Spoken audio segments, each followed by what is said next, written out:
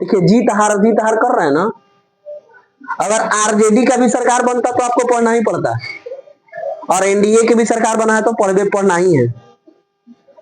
किसी का भी सरकार बने उससे तुमको क्या मतलब है बाबू, अभी तुम्हारा पढ़ने वाला उम्र है ना, पढ़ो ना। अभी तो तुम लोग का 18 भी नहीं पूरा हुआ है, नागरिकता भी नहीं प्राप्त हुआ है। अब आनाधुन एक दूसरे से बहसबाजी कर रहा है, वो जीत गए, ये हार गए, वो हार गए, जीत गए। किसी का भी सरकार बने उससे क्या मतलब, आपका पढ़ाई करना काम है, पढ़िए, मेहनत कीजिए।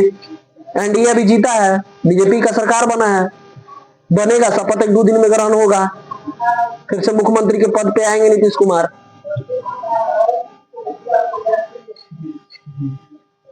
बाकी जो भी चेंजिंग होगा आप लोग को अपडेट दिया जाएगा, बता दिया जाएगा कि ये चीज बदल गए हैं, ये चीज नया आ गए हैं, ये नया बन गए हैं।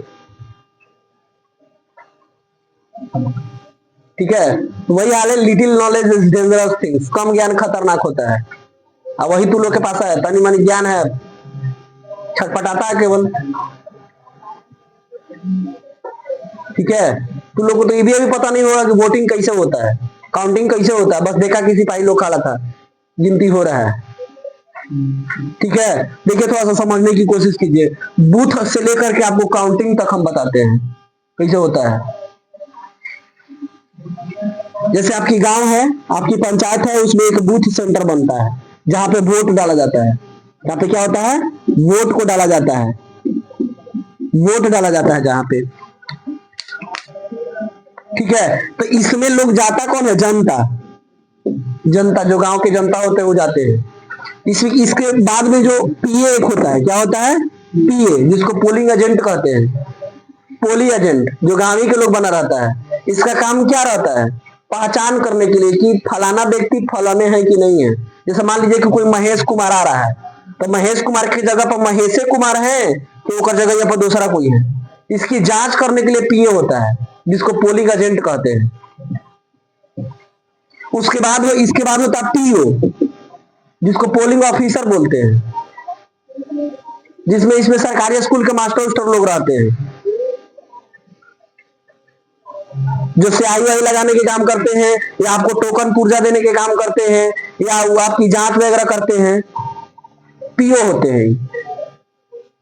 या फिर आपकी मोबाइल फोन रखने वाला काम करते हैं, जैसे बूथ पे गए होंगे तो मोबाइल फोन रखवा दिया होगा, इलेक्ट्रॉनिक सामान घड़ी उड़ी पहन के गए हैं तो वहां पे रखना है, तो वहां पे पीओ लोग रहते हैं, पोलिंग ऑफिसर जिसको बोला जाता है।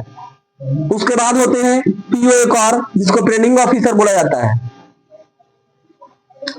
इसका काम होता है केवल ईवीएम का निरीक्षण करना, देख रेख करना कि मेरा वोटिंग जो है सही तरीके से पड़ रहा है या नहीं पड़ रहा है, सही तरीके से मेरा वोट हो रहा है या नहीं हो रहा है। इसके बाद होता है आरओ, रिटर्निंग ऑफिसर। ठीक है, तो ये आरओ आपकी बूथ पे नहीं होता है, आरओ जो है आपकी बूथ पे नहीं होता है, आरओ अपना ऑफिस में रहता है, समझे। और इसके बाद होते हैं क्या, ईडीएम साहब, इसके बाद होते हैं।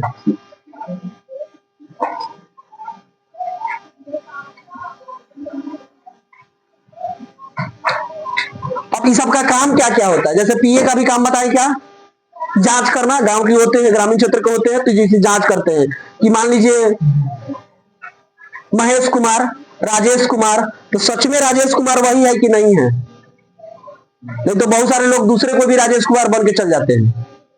तो पीए इसको जांच करता है, पोलिंग एजेंट, वो पीओ को क्या बोलता है, पीओ को बोलता है, पोलिंग ऑफिसर को बोलता है कि ना यही है, तब ये ट्रिक लगाता है, ठीक है जाइए, तब आपको पर्ची देता है और नाखून पे ऐसा लगाता है, ऐसा वोटिंग जो हुआ है ऐसा लगाता है।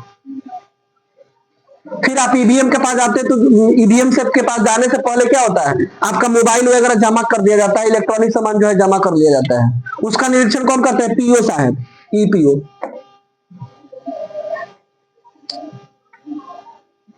और उसके बाद इसी का काम है, बूथ पर इतना ही लोग रहता है, बूथ पर इतना ही लोग रहता है।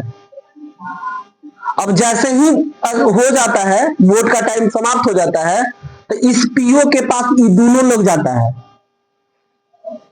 ठीक है, और ये पीओ साहब आ करके अपना ईवीएम को देखेंगे कि मेरा ईवीएम जो मशीन वोट का है वो सही तरीके से है या नहीं है। इन दोनों के सामने क्या करेंगे, उसको सील करेंगे यानी लॉक करेंगे। दोनों से हस्ताक्षर लेंगे, दोनों से हस्ताक्षर साइन करवाएंगे। अब तो ये दोनों का काम हुआ खत्म, हस्ताक्षर कर दिए सामने, तो ये दोनों का कहानी खत्म हो गई, काम खत्म हो गया। अब ये पीओ जो है आरओ के पास कॉल करेगा कि यहाँ पे बूथ पे वोट हो गया है, आप हमको अतिरिक्त बल दीजिए। अब उधर से दो करने वाला गाड़ी लेके आएगा लोग चकचकावा, दुगो करने वाला गाड़ी लेके आएगा, उसमें प्रशासन रहेगा, पुलिस रहेगा।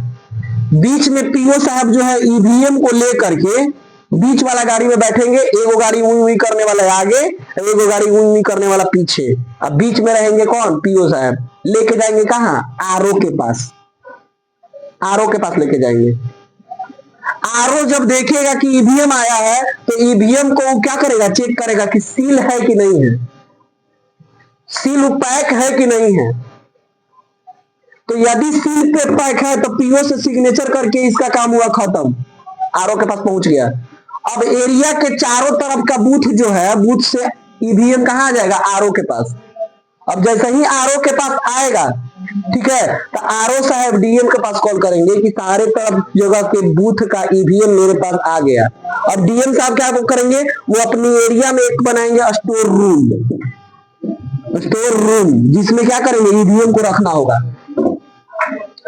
ईवीएम को रखना होगा, स्टोर रूम बनाएंगे। उसमें क्या करना होगा, ईवीएम को रखना होगा, जैसे आपका यहाँ पे बना था कॉलेज में, ठीक है। अभी क्या करेंगे, आरओ को लेकर के डीएम साहब आएंगे कहां, स्टोर रूम में, जहां पे स्टोर रूम बना है। तो ये क्या होता है, स्कूल या कॉलेज के मध्य भाग में होता है, यानी बीच में, ठीक है। इसके चारों ओर क्या होते हैं, सीआरपीएफ का पहरा रहता है, सीआरपीएफ का पहरा रहता है, और इसके चारों ओर फिर सिपाही लोग रहते हैं।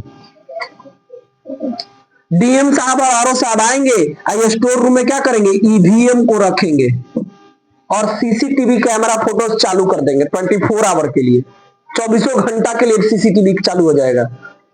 और डीएम साहब, आरओ साहब और ये दोनों सेना प्रमुख जो वहां की, जैसे कहा जाता है स्कूल में एक क्लास होता है, सब क्लास का मॉनिटर होता है, उसी तरह से यहाँ पे दो तरह के बल तैनात होते हैं, एक सीआरपीएफ, एक सिपाही लोग। तो दोनों का जो हेड बनाया हुआ रहता है वो दोनों के साथ आई, दोनों के साथ चारों लोग के सामने इसमें क्या होगा, ताला लॉक हो जाएगा। अब जिस दिन काउंटिंग होगा उसी दिन ही ताला खुलेगा, उसके पहले नहीं खुल सकता है। और इसके अंदर सीसीटीवी चालू रहेगा, सीसीटीवी कैमरा जो है चालू रहेगा। अब जिस दिन गिनती होगा ना, तो जिस जिस क्षेत्र का यहाँ पे ईवीएम है उस क्षेत्र के विधायक लोग को इंफॉर्मेशन दिया जाएगा कि इस जगह पे आपको इतना बजे आना है। वो विधायक लोग या कह सकते हैं प्रत्याशी लोग, डीएम साहब और ये दोनों मिलकर के ताला को खोलेंगे और सारे विधायक लोग को दिखाएंगे कि देखिए आपका जो ईवीएम है वो सील है कि नहीं है, बंद है कि नहीं है। सारे विधायक लोग साइन करेंगे कि हाँ मेरा ईवीएम मशीन जो है सही सलामत है, सील है, बंद है, खुला नहीं है, ठीक है। अब उन लोग को बाहर निकाल दिया जाएगा, जैसे टेंट का मेला लगा हुआ रहता है, वहां पे कुर्सी लगा दिया जाता है। इसके साथ साथ मीडिया वाला भी होते हैं, इसके साथ साथ डीएम के साथ कौन होते हैं, मीडिया वाला, जो हर चीज का वीडियो बनाता है।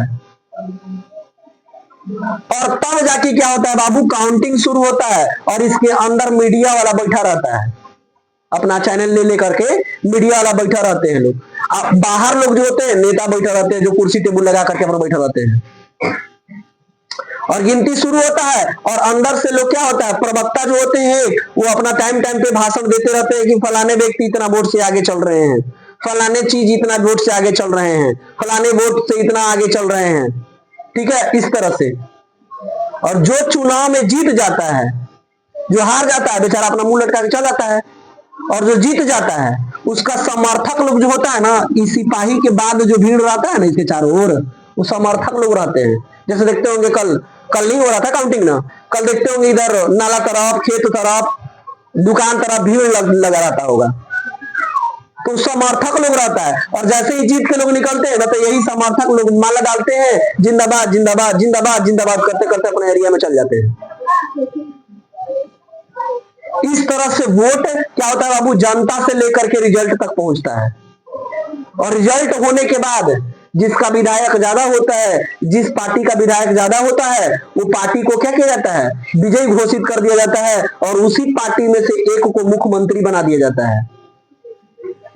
जो जीता हुआ प्रत्याशी है उसी में से एक को बनाया जाता है। जैसे 243 को विधायक है, 243 विधायक है ना, तो 243 को विधायक में से कोई ना कोई एगो मुख्यमंत्री बनेंगे। अभी 244वां नहीं इसमें इन करेगा, नहीं कर सकता है। अब जिस पार्टी का विधायक ज्यादा है, मान लीजिए किसी पार्टी का विधायक 130 को है, तो स्वाभाविक सी बात है इसका आधा तो आपको लगभग इसका आधा 121 और 123 होगा। इसका आधा कीजिएगा तो 122 और 121 होगा ना, आधा आधा कीजिएगा तो जैसे 21.5 आधा होगा 121 और 121 कीजिएगा तो 242 हो जाएगा, एगो बच जाएगा, वो जिधर चल जाएगा उधर सरकार बन जाएगा। तो 130 को मान लीजिए कि है विधायक किसी पार्टी में, तो विजय घोषित न हो गया, जीत न गया, तो ये 130 को विधायक में से कोई ना कोई एगो मुख्यमंत्री बनेगा। 130 में से कोई ना कोई क्या बनेगा, मुख्यमंत्री बनेगा। इस तरह से जनता क्या किया बाबू, मुख्यमंत्री का चयन करता है, अपना मुख्यमंत्री का निर्माण करता है, मुख्यमंत्री अपना बनाता है। इस तरह से प्रोसेस होता है। यानी इतना प्रोसेस के बाद जनता के तहत क्या होते हैं, मुख्यमंत्री साहब यहाँ बन जाते हैं। समझे?